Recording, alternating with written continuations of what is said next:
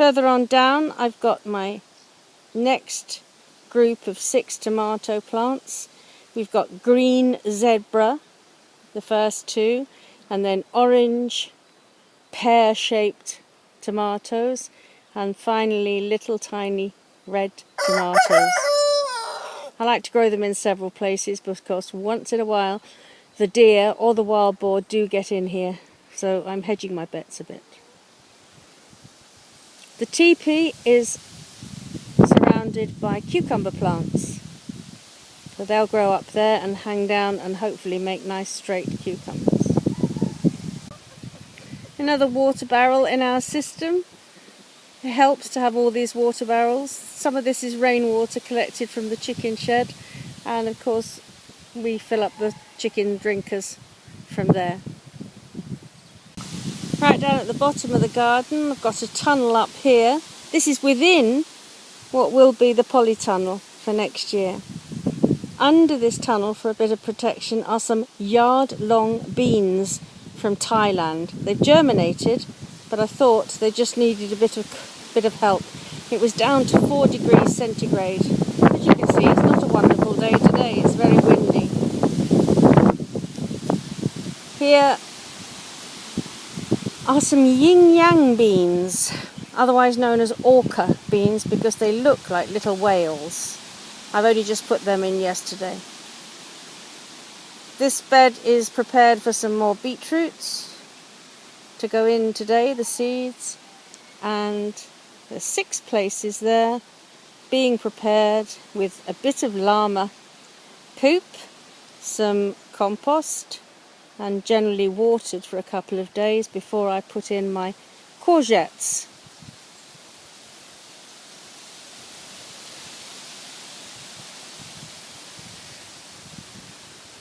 Well, that's about it on the vegetable plot. You can look back up the garden. I've got a little plastic greenhouse there. Here we grow tomatoes up these twiddly poles.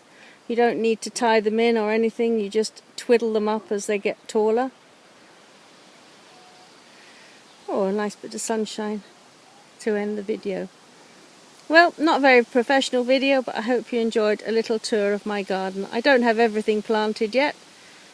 I'll do another update later. I've just been planting my supposedly courgette plants here. I'll have to explain about this. I planted 5, but the 6th one there doesn't look like a courgette. It seems to have some tendrils, more like a cucumber.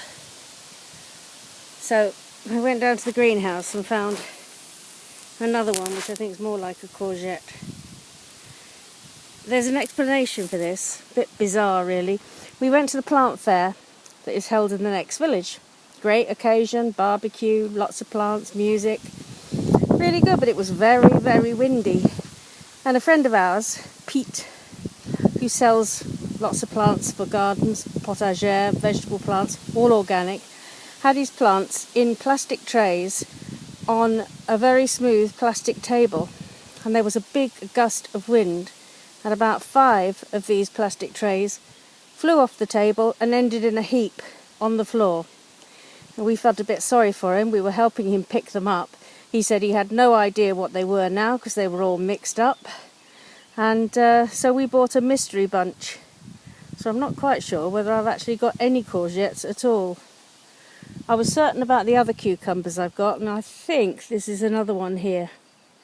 I've got space around the cucumber teepee, so I'll put it in there. Anyway, this is my mystery courgette bed. I think I'm going to put cloches on these tonight because we've got some heavy rain forecast and these little plants are quite small. I usually put them in when they're a bit bigger. We've made cloches out of plastic bottles that the kerosene comes in. We use kerosene in one of our heaters for emergencies in the winter, and they make very, very good cloches. You take the bottom off and the top will unscrew off for air, or you can put it back on if you think it's going to rain heavily. Anyway, so wait and see what develops. could have a mystery bed here, could suddenly have to provide poles for all these if they turn out to be cucumbers. We'll see. It's all fun here. I forgot to say how I plant things, because right down the bottom of the garden here hasn't been used very much. It's still very stony, but we dug it over with a mechanical digger, and I make holes and I put in some of our own compost, a little bit of llama poop, and then I mix the soil, which tends to clag together if it gets rainy. I mix that with the compost, and then I finally, like this one here, I make a little trough around it with my hands, a little indentation, so that when I water it, the water doesn't just run off everywhere. I'm hoping to be able to mulch this whole bed and the tomato bed with straw. At the moment we've only got hay, and that's full of seeds, so we'll have to think about that. Apart from planting a garden, there's loads to eat around me. I'm surrounded. This is elderflower, which gives elderberries, which make a lovely juice, or we always pick half of them around about now to make elderflower cordial. Very simple to make. And elderflowers dipped in batter and deep fried are beautiful.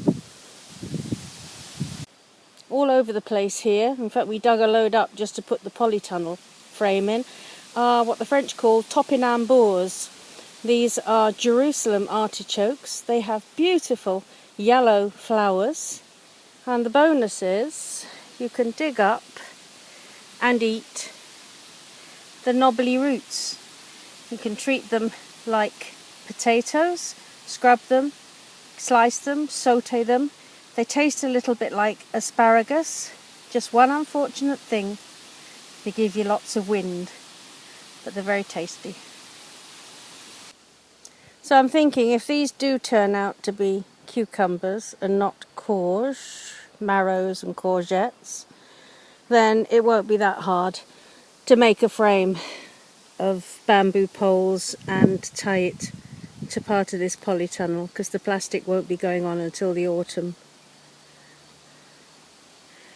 I'm thinking that last one I planted, the leaves are so totally different still from that one, but it didn't have any tendrils. Any experts out there, please chip in and correct me.